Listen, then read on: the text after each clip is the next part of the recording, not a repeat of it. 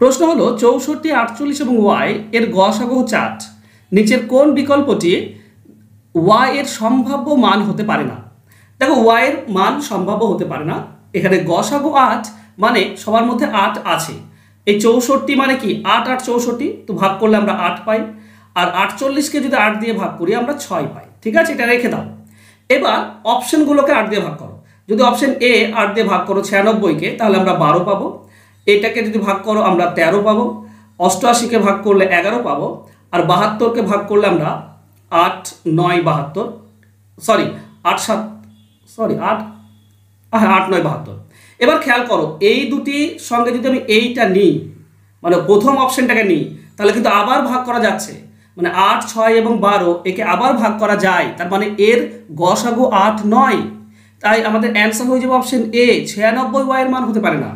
কারণ যদি 96 নিয়ে থাকি আমরা, তাহলে আবার ভাগ যাবে, গসাগু চেঞ্জ হয়ে যাবে।